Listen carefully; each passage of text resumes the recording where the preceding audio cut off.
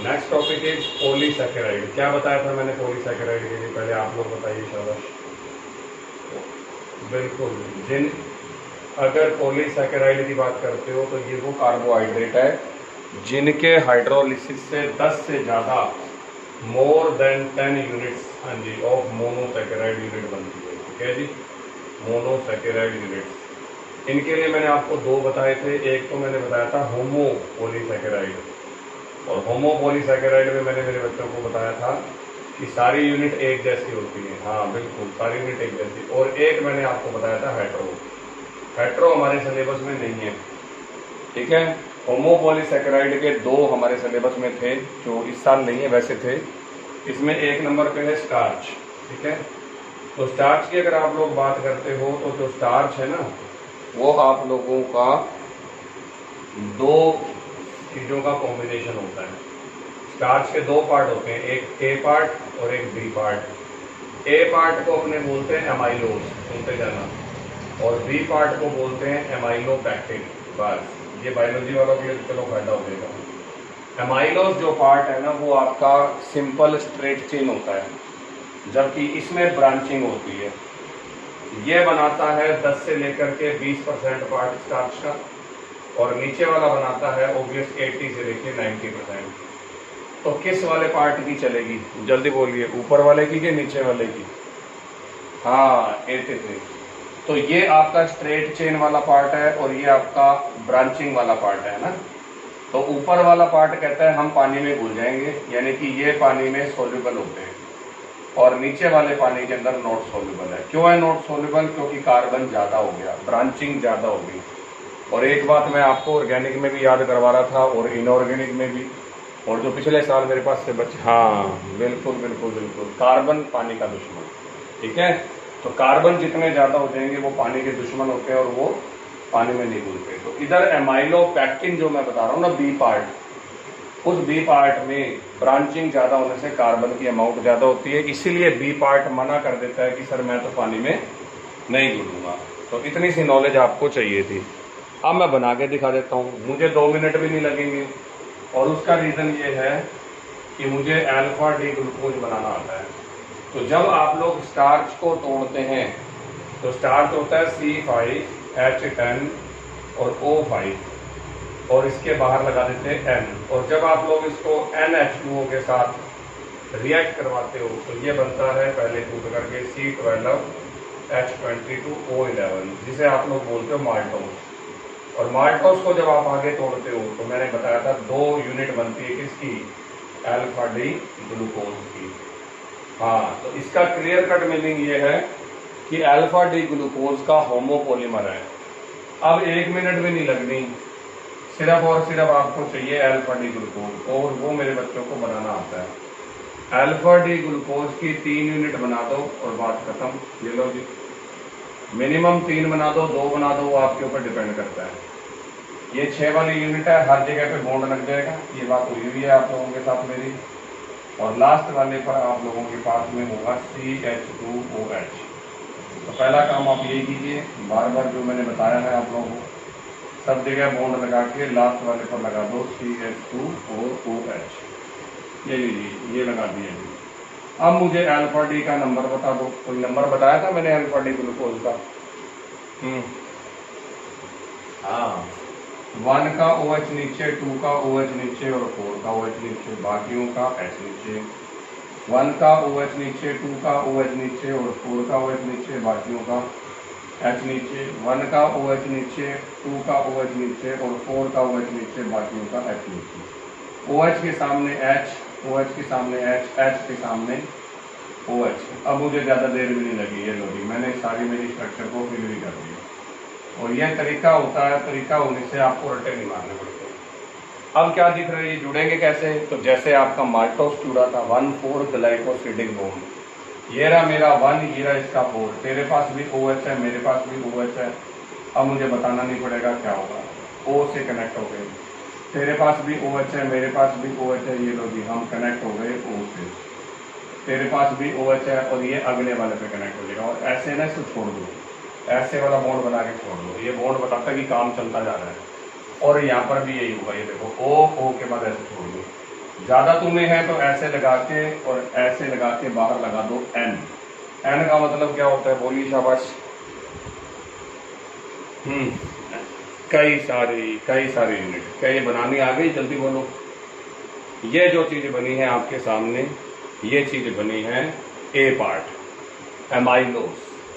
एमाइलोस part non branching part होता है, जो मैंने बना के दिखा दिया।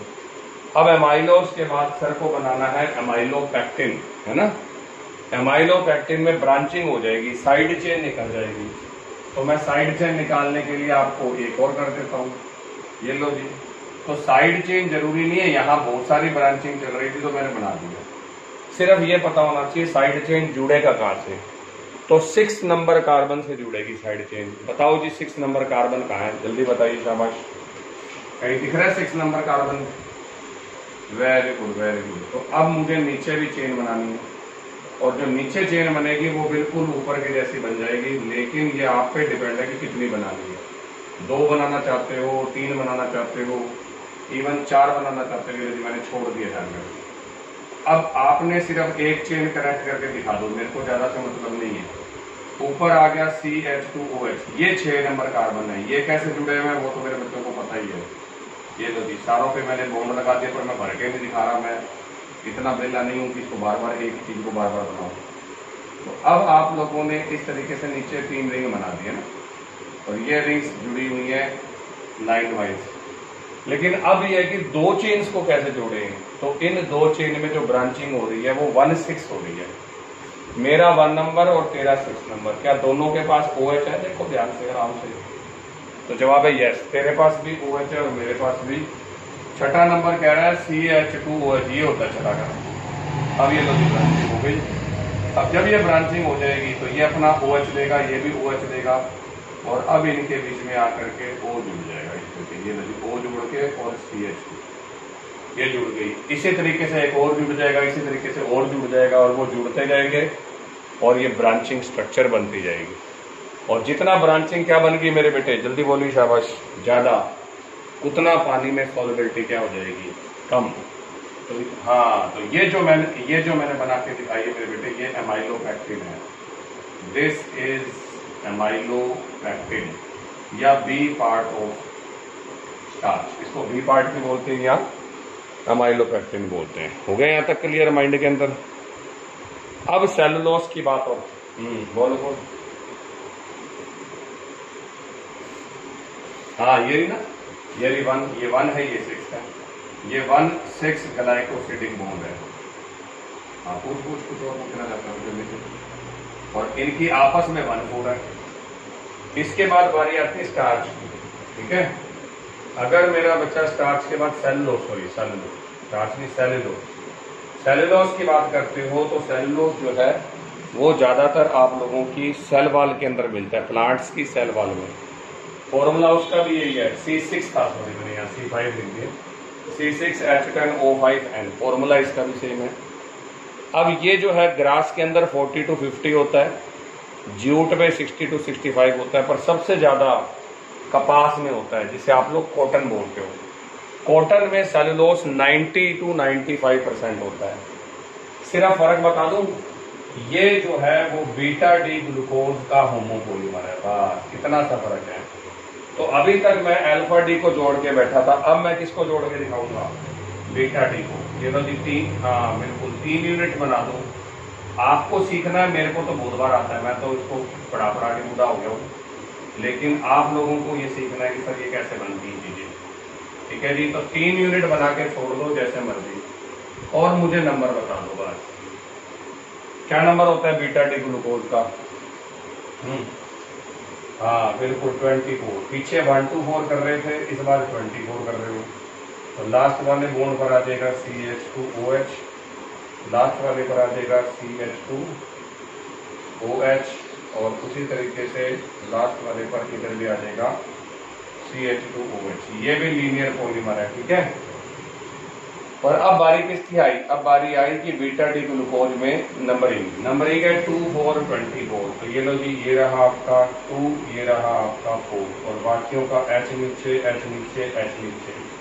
यहाँ पर भी ये रहा 4, ये रहा 2, बाकियों का H नीचे H नीचे H नीचे, ये रहा 4, ये रहा 2 और बाकियों का H नीचे। H के सामने OH, फिर H, फिर OH, फिर H, OH H, OH H। अब इतनी देर भी नहीं लगती क्योंकि ना समझ की तरीके चीज है, रटा नहीं मारी। अब मैंने कहा तुम्हारा बॉन्ड कैसे बनता है, तो इनका बॉन्ड भी 1,4 ग्लाइकोसिडिक है।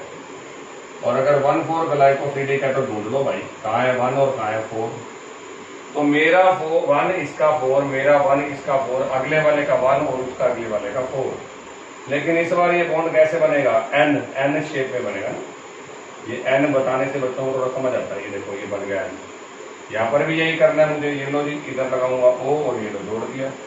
अब यहाँ पर भी यही करूंगा और मैं O बना के ऐसे छोड़ देता हूँ। क्या मतलब बताया था मैंने भी मेरे बच्चों को ऐसे छोड़ने का? बोलिए शाबाश। हाँ बिल्कुल, ये यूनिट चलती जाती है, बहुत सारे हैं, बिल्कुल सही, दोनों बातें सही हैं। This is the structure of cellulose. चलो आपके लिए मैंने पूरा करा दिया कि हम इस बारे में जानते हैं कि what is the structure of starch and cellulose.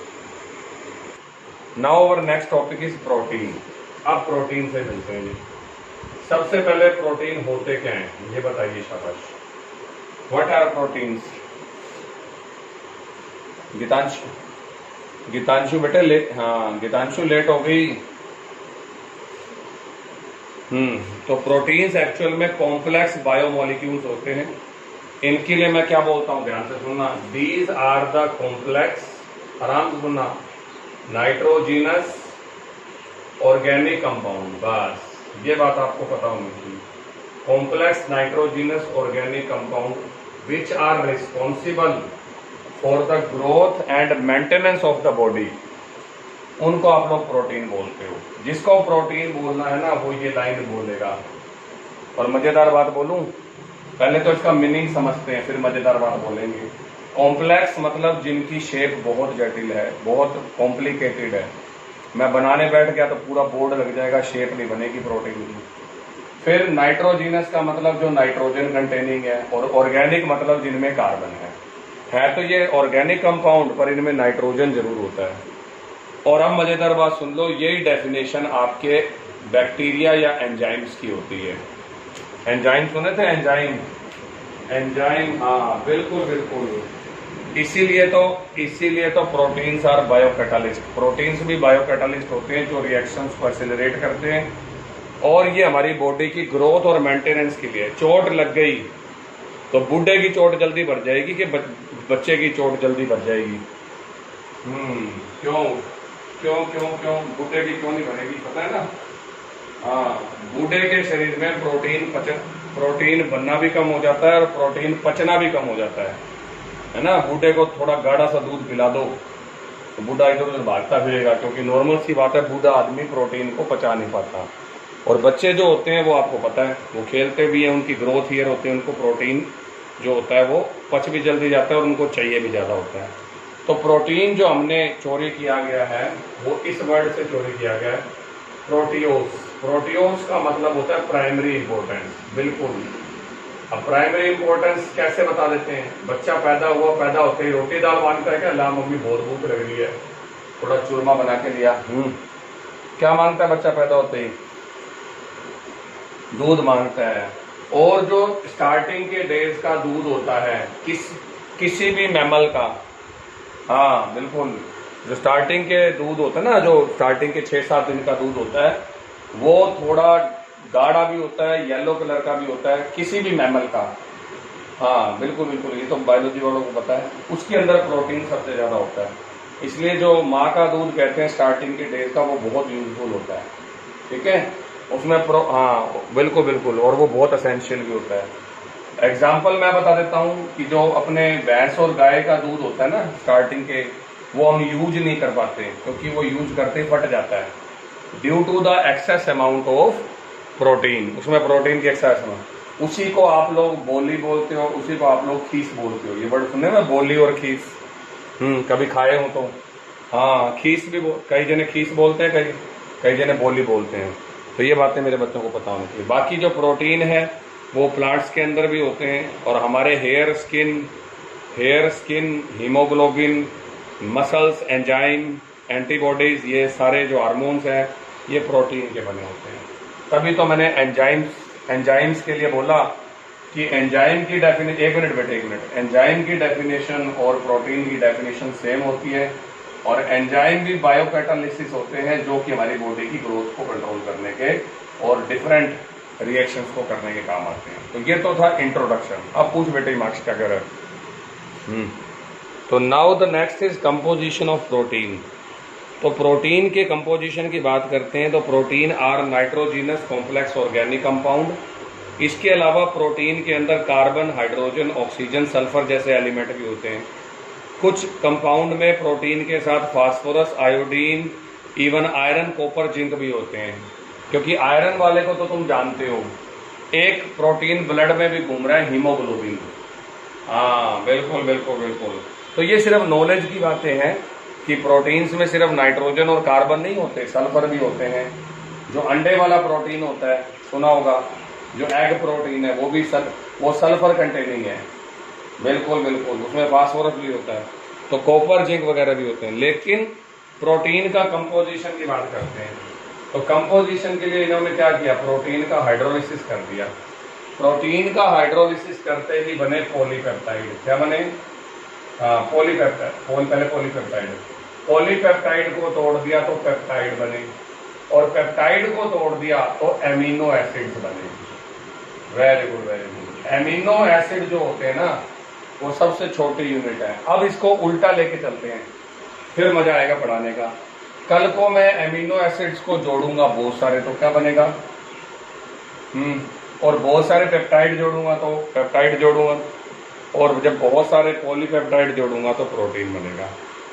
और मिनिमम 100 प्रोटीन, मिनिमम बता रहा हूं, जब 100 प्रोटीन जुड़ते हैं जो पॉलीपेप्टाइड बनता है सिर्फ वो ही प्रोटीन कंसीडर होता है, वरना नहीं होता। तो सबसे छोटे प्रोटीन में मिनिमम एमिनो एसिड्स कितने होंगे? जल्दी बोलिए बायोलॉजी। 20 नहीं, 100 बोल तो रहा हूं कि 100 एमिनो एसिड की चेन से जो पॉलीपेप्टाइड चेन बनेगी सिर्फ वो ही प्रोटीन बनाने में कंसीडर होगी। तो मिनिमम कितने एमिनो एसिड चाहिए होते हैं प्रोटीन बनाने में? तो आंसर है 100, मिनिमम 100 चाहिए। और आपका हीमोग्लोबिन बना होता है 574 एमिनो एसिड से। ठीक है, इतनी मेरे को बायोलॉजी की नॉलेज है। अब क्लासिफिकेशन शुरू करते हैं एमिनो एसिड का। फर्स्ट एमिनो एसिड का जो क्लासिफिकेशन है वो है पोजीशन के बेस पे। 2 क्लासिफिकेशन पढ़ाऊंगा एमिनो एसिड्स के। फर्स्ट जो क्लासिफिकेशन है that is based upon the position of amino group and acidic group COOH and NH2 group, इसके बेस पे। बड़ा आसान सा क्लासिफिकेशन है। इसमें फर्स्ट आते हैं अल्फा एमिनो एसिड। हाँ जी, अल्फा कार्बन अब आपको नहीं पता क्योंकि आपने ऑर्गेनिक नहीं पढ़ी, अदरवाइज तो मेरे से पहले बोल रहे होते। राजा के साथ वाला कार्बन अल्फा कार्बन। ये देखो इधर, राजा के साथ वाले का मतलब, अगर आज मैंने यहाँ कोई ये 11 जो फंक्शनल ग्रुप के साथ, राजा मैं बोलता हूँ फंक्शनल ग्रुप को, फंक्शनल ग्रुप ये रहा OH के साथ वाला अल्फा। बाई चांस अगर मेरा फंक्शनल ग्रुप हो COOH तो फिर अल्फा कौन सा है? जल्दी बोलिए, शाबाश। 7 वाला, ये वाला नहीं है, इस बात को याद रखना। Very good very good. COOH वाला नहीं होगा, राजा के साथ वाला। राजा के साथ वाला अल्फा है तो अल्फा का पड़ोसी बीटा, और बीटा का पड़ोसी गामा, और गामा का पड़ोसी डेल्टा। बस 4 बहुत है। तो किसी ने मेरे से पूछा अल्फा एमिनो एसिड कौन से होते हैं, तो जिसमें NH2 ग्रुप और COOH ग्रुप अल्फा पोजीशन पे है। लो जी मिलिए, इस बच्चे से मिलिए जिससे तुम मिल के आ चुके हो, और नाम देखता हूं कौन बताएगा इसका नाम क्या है और कहाँ मिल के आए हो। तू तो नकल मार रहा है भाई, दिख गया मेरे को। कोऑर्डिनेशन, कोई बात नहीं, गुड गुड गुड। इसको कोऑर्डिनेशन में पढ़ा था, ग्लाइसिनेटो लिगेंड। याद आ रहा है कुछ? ये ग्लाइसिनेटो लिगेंड है, और ये अल्फा एमिनो एसिड है, राजा के साथ वाला अल्फा। और मैं मिलवाना चाहता हूँ इसको पर्सनली, क्योंकि मैं मिलवा चुका हूँ इसको पहले भी। ये रहा ग्लाइसिन, और ये सबसे छोटा एमिनो एसिड है। ठीक है ना, सबसे छोटा अमीनो एसिड है ये हमारे सारे अमीनो एसिड में, और ये एकमात्र ऐसा अमीनो एसिड है जो ऑप्टिकली एक्टिव नहीं होता। ये कैसे पता लगा मुझे ये ऑप्टिकली एक्टिव नहीं है? अब देखते हैं क्लास में। बिल्कुल, क्योंकि इसके अंदर किरेल कार्बन नहीं है। कल बताया था क्या किरेल कार्बन? जल्दी बोलो। और अगर मेरा बच्चा इसकी इमेज बनाता है तो वो एक दूसरे पर फिट हो जाएगी। ये देखो, ये वो कार्बन जिसके चारों हाथ अलग अलग हों वो किरेल होता है। क्या इसके चारों हाथ अलग अलग हैं? तो कल को कोई पूछ ले तुमसे, वेरी गुड, कल को कोई तुमसे पूछ ले कि एक ऐसा बताओ जी, क्या नाम है अपने एमिनो एसिड जिसके अंदर ऑप्टिकल एक्टिविटी नहीं होती, तो ये सबसे छोटा ग्लाइसिन दा वड्डा भरा। लो जी, अगर आप लोग, एक कॉल आ गई बीच में, करता हूँ दोबारा। हाँ जी सर, क्या हाल है? Good evening. बिल्कुल सर, कोई शक है क्या इस बारे में? क्या कोई शक चल रहा?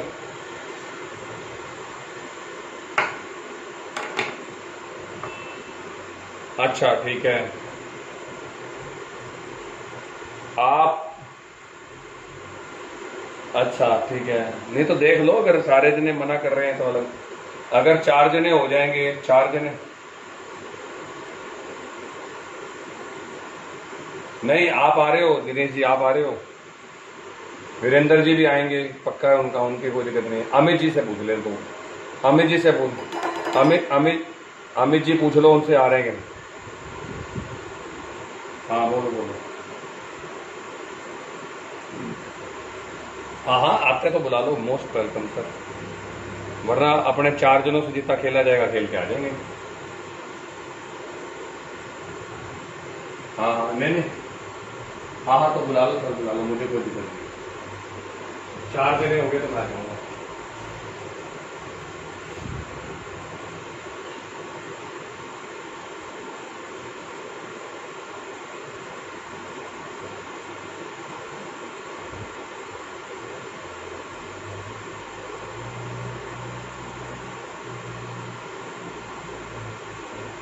आ गई आवाज?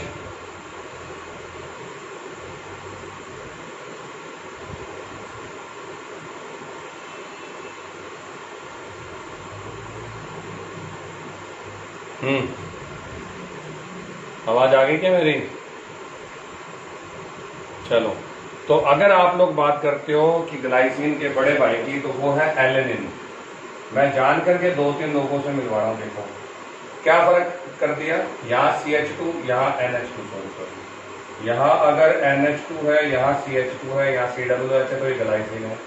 मैंने इसका H हटा के लगा दिया CH3 और इसको मैंने बना दिया एलेनिन, और इसका H हटा के OH लगा दोगे तो सीरीन बन जाएगा। तो 3 बढ़ा दिए, ग्लाइसिन, एलेनिन और सीरीन। पर जो ग्लाइसिन मैंने पढ़ाया और जो एलेनिन पढ़ाया, ये आपके अल्फा एमिनो एसिड है। ठीक है जी, 2 मैंने पढ़ा दिए, बस बहुत है, 2 याद कर लेना। अब उसके बाद बीटा एमिनो एसिड, क्या होगा जी बीटा? अब आप बताओ थोड़ा सा, बीटा वाले में क्या करेंगे हम? बिल्कुल बिल्कुल बिल्कुल बिल्कुल बिल्कुल, इस बार आपका एमिनो ग्रुप और अल्फा ग्रुप एक दूसरे से बीटा पोजीशन पे जुड़े होंगे। तो अगर मेरा बच्चा आगे तक जाता है उसके लिए, तो मैं सेकंड नंबर पे लेके चलता हूँ बीटा एमिनो एसिड पे, और मुझे कुछ नहीं रट्टा मारना, सिर्फ मुझे बीटा बनाना आना चाहिए। और मजेदार बात यह है कि उसका नाम भी उसी शेप से बनाएंगे। तो किसी ने मुझे क्या लिखा कि सर बीटा कार्बन होता है राजा के साथ वाला, तो ये रहा COOH, ये रहा CH2, ये रहा CH2 और ये रहा NH2। और अब आप बता दो ये बीटा लग रहा है कि नहीं लग रहा? राजा के साथ वाला अल्फा, अल्फा के साथ वाला बीटा। बस कल को कोई कह दे इसका नाम बता दो मेरे को, तो रट्टा नहीं मारना। बीटा पे बैठा है एमिनो, वो तो थोड़े याद करने वाले थे। बीटा पे था एमिनो, 3 वाला होता है प्रोपेन, तो प्रोपेन से propionic acid, beta amino propionic acid. तो अगर हाँ, बीटा एमिनो प्रोपियोनिक एसिड। अगले वाले का नाम तुम बताओगे और अगले वाले का टाइप भी तुम बताओगे। ये था जी सेकंड। अब थर्ड वाला हो गया जी गामा। गामा एमिनो एसिड्स क्या होंगे जी? Gamma amino acids, very good. NH2, फिर एक और लगा दो, फिर एक और लगा दो, फिर एक और लगा दो। शाबाश शाबाश शाबाश शाबाश शाबाश। राजा के साथ वाला अल्फा, फिर बीटा, फिर गामा। ये आएंगे इस साल, बता रहा हूँ तुम्हारे को, क्योंकि और कुछ बचा ही नहीं हमारे पास देने के लिए। पक्का ही ये चीजें आएंगी पेपर में, और ये इतना आसान है कि इसके अंदर कोई नंबर गलत नहीं करके आना चाहिए। अब क्या हो जाएगा? इसका नाम है गामा एमिनो ब्यूटायरिक एसिड। ये लो जी, गामा एमिनो ब्यूटायरिक। तो बताओ गामा क्यों बोल रहा हूँ? विद रीजन बताते जाओ। गामा क्यों बोल रहा हूँ? क्योंकि क्योंकि एमिनो बैठा है गामा कार्बन पे। Very good. अब एमिनो बैठा है इसलिए एमिनो आ गया। अब ब्यूटायरिक का मतलब क्या हो गया? जल्दी बोलिए। 4 कार्बन, और ब्यूटायरिक के साथ COOH इसलिए एसिड। तो ये मेरे पास बन गया, ठीक है। फिर बारी आती है दूसरे क्लासिफिकेशन की। दूसरा क्लासिफिकेशन होता है नेचर के बेस पे, या लिख दो इसको number of amino group and COOH group. Number of amino group and COOH group, इसके बेस पे। अब एक बात बताओ, COOH ग्रुप की नेचर कैसी होती है? COOH तो जानते हो, acidic. Very good very good, acidic होती है। और एमिनो किससे बना? अमोनिया से। और अमोनिया पिछले साल से पढ़ते आ रहे हैं, या लीगेड में भी पढ़ा था हमने, बेस होता है। Very good very good. तो कल को मान लो मेरे एमिनो एसिड में एक तो COOH है और एक NH2 है, ठीक है ना। एक COOH और एक NH2। तो ऐसे अमीनो एसिड की नेचर कैसी होगी बताइए? न्यूट्रल। क्यों न्यूट्रल क्यों होगी? बिल्कुल बिल्कुल बिल्कुल। तो फर्स्ट नंबर पे किसी ने मेरे से पूछा न्यूट्रल। फर्स्ट नंबर पे मेरे से किसी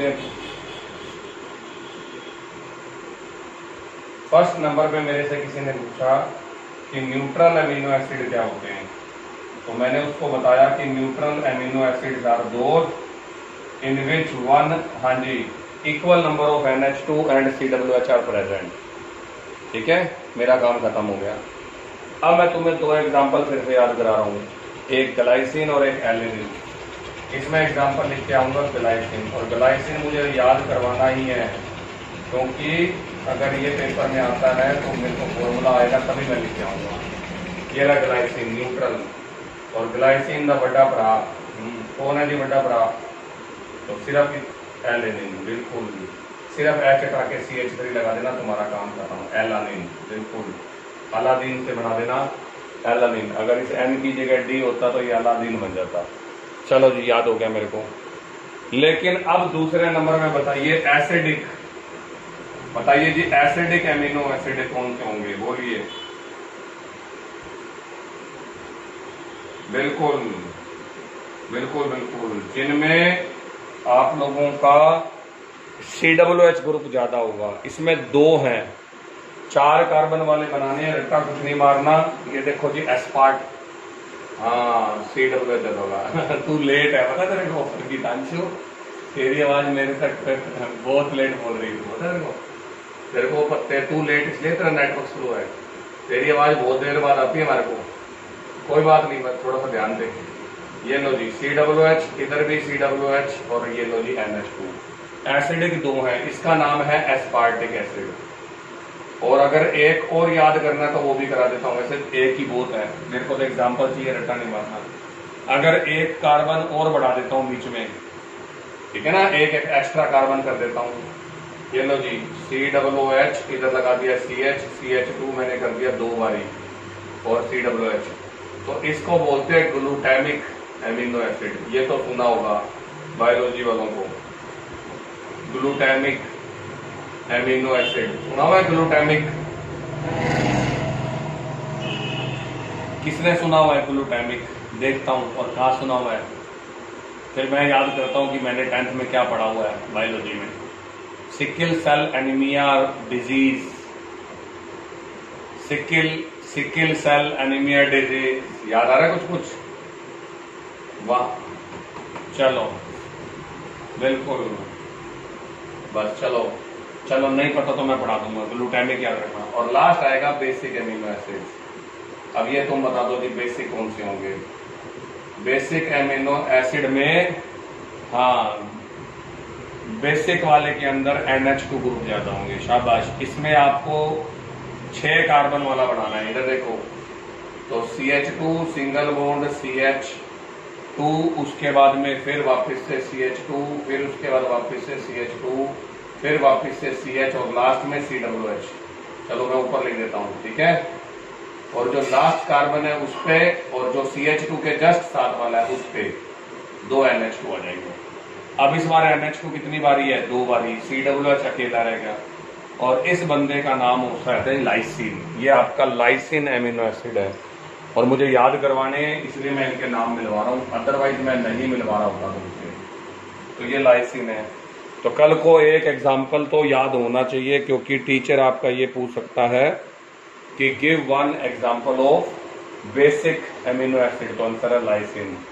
give one example of acidic amino acid, तो एस्पार्टिक और ग्लूटामिक। और ये तो खैर बच्चों को याद रहती है, ग्लाइसिन और एलेनिन। ठीक है जी। तो व्हाट इज द टाइम, ने भी तो पढ़ा हुआ है। Nomenclature of amino acids. Amino acids के नोमेनक्लेचर की अगर आप लोग बात करते हो तो इनको नाम दिया गया है कॉमन सिस्टम से। ठीक है, 1-1 मिनट के टॉपिक है, इसलिए करा लेने दो, छुट्टी में जल्दी कर दूंगा, डोंट वरी। अब सबसे पहली बात आई ग्लाइसिन की। हमने ग्लाइसिन से पूछा तेरा नाम ग्लाइसिन किस बेस पे पड़ा, तो इसने कह दिया सर मैं ना स्वाद में मीठा था इसलिए मुझे ग्लाइसिन कह दिया गया। तो वाई ग्लाइसिन, तो ग्लाइसिन के लिए ये मीठे होने की वजह से बन गया। और मीठा कौन होता है थोड़ा बता दो? ग्लूकोज। तो इसका नाम ग्लूकोज के बेस पे ग्लाइसिन पड़ गया। इसके बाद हमने क्या किया कि जो नाम देने वाला सिस्टम है, तो हर किसी एमिनो एसिड के लिए शॉर्टकट बना दिए। जैसे ग्लाइसिन के लिए शॉर्टकट बना दिया GLY, और एक 1 वर्ड वाला शॉर्टकट है इसका G। ठीक है। एलेनिन के लिए हमने शॉर्टकट बना दिया। इसी तरीके से एलेनिन का भी कॉमन नेम है, सबको बताने की जरूरत नहीं है। एलेनिन का शॉर्टकट है ALA, और वैसे इसको दिखाते हैं हम A से। तो ये आपके पास है नोमेनक्लेचर। लेकिन नोमेनक्लेचर सारों का कोई जरूरत नहीं है करने का, ये सिर्फ नाम को बताने का तरीका है। जो अगला टॉपिक है सिलेबस में वो ये है, इस पे क्वेश्चन बनेगा, इस पे कोई क्वेश्चन नहीं है। एसेंशियल एमिनो एसिड, नाम से पता लग रहा है। व्हाट इज एसेंशियल, क्या होता है एसेंशियल का मीनिंग? जिंदा रहने के लिए तेरी कसम, है ना, एक मुलाकात जरूरी है सनम, वो वाली कंडीशन है यहाँ पर। तो एसेंशियल का मतलब जरूरी, बिल्कुल बिल्कुल जरूरी है सनम, यही तो बात बोली है। ये नहीं होंगे तो मर जाओगे, जे कल को ये नहीं मिले तो मर जाओगे। तो टोटल 20 है, जिसमें से 10 एसेंशियल है, और वो 10 के 10 मुझे याद होने चाहिए। फिर बच्चा कहता है याद कैसे करूं? आ जाओ, TV, उसके बाद में मिल, और उसके बाद में पाथ। ले लो कि याद हो गया। TV की मील का रास्ता, TV मिल path. T for tryptophan, V for valine, सुना होगा valine amino acid. M for methionine, ठीक है जी। आइसोल्यूसिन, ल्यूसिन और लाइसिन, ये तीनों एक साथ है। I का मतलब आइसोल्यूसिन, L का मतलब ल्यूसिन, और L का मतलब लाइसिन। जो लाइसिन अभी पढ़ा था फिजिकल में, आपने नहीं बोलना।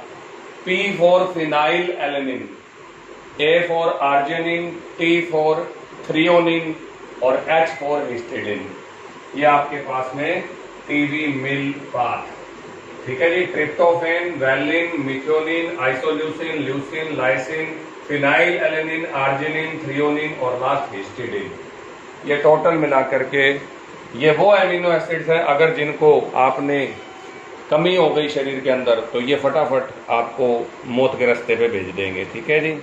फिर आता है जी physical properties of amino acid. कुछ नहीं लिखना, नाम याद करने, मैंने तो तरीका बता दिया याद करने का, लिखे पड़े नोट्स में, नाम याद आपने करने। ठीक है। उसके बाद में आता है फिजिकल प्रॉपर्टीज। तो फिजिकल प्रॉपर्टीज में लिख देते हैं कलरलेस होते हैं, ठीक है जी। क्रिस्टलाइन होते हैं, एमिनो एसिड्स की बात कर रहा हूं कि ये कलरलेस है, क्रिस्टलाइन है और सॉलिड सब्सटेंस है। और क्रिस्टलाइन का मतलब पानी में घुलेंगे कि नहीं घुलेंगे, तो जवाब है बड़े फटाक से घुल जाएंगे। तो ये हाँ, ये वाटर सॉल्युबल है। तो एमिनो एसिड वाटर सॉल्युबल होते हैं, इनका मेल्टिंग पॉइंट और बॉइलिंग पॉइंट बहुत ही ज्यादा होता है। ये ऑप्टिकल आइसोमेरिज्म दिखाते हैं। और जब ये क्वेश्चन बोलता हूं ना मैं यहाँ पर कि ये ऑप्टिकल आइसोमेरिज्म दिखाते हैं, तो फिर मेरे दिमाग में फटाक से एक क्वेश्चन आता है कि एक ऐसा बंदा बताओ या एक ऐसा एमिनो एसिड बताओ जो आप लोगों का ऑप्टिकल आइसोमेरिज्म नहीं दिखाता। Very good, glycine. तो ये बात मेरे बच्चों को याद होनी चाहिए कि glycine can not show optical isomerism.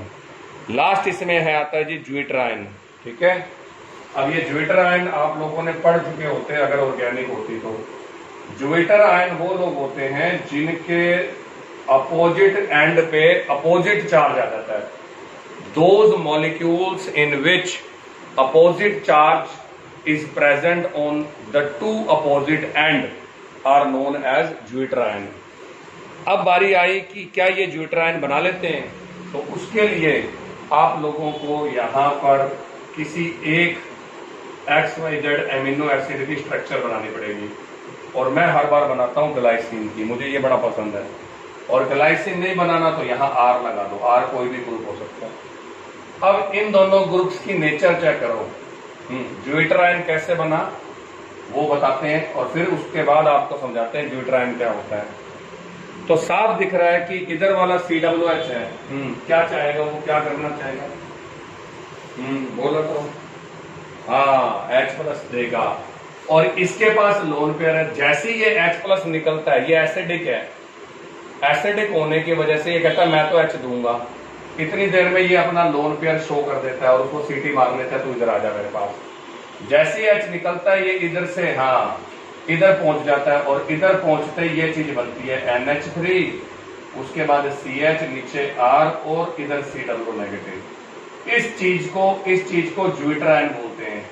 पर मैं ज्यूट्राइन से भी बढ़िया एक लाइन बोलता हूं जो बच्चों को बड़ी जल्दी समझ आ रहा है। अगर मैं बोल रहा हूं ये इंटरनल साल्ट है, तो इसका मतलब क्या हुआ, सोच के बताओ। इंटरनल साल्ट ये क्या मतलब हुआ। तो साल्ट कैसे बनते हैं बताना।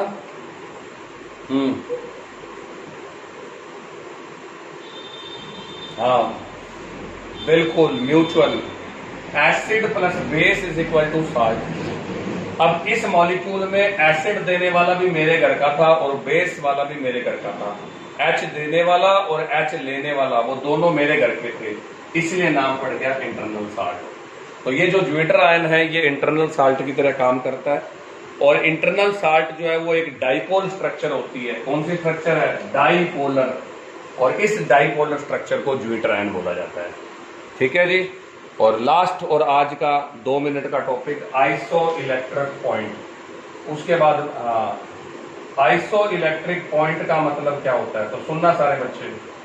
आज मेरे ऊपर चार्ज आ गया प्लस और माइनस, यस और नो, जल्दी बोलिए। तो कल को अगर मैं आपको यहां इलेक्ट्रोड लगा दूं, कैथोड और एनोड, क्या होने वाला है, जल्दी बोलिए। अट्रैक्ट होंगे, बिल्कुल।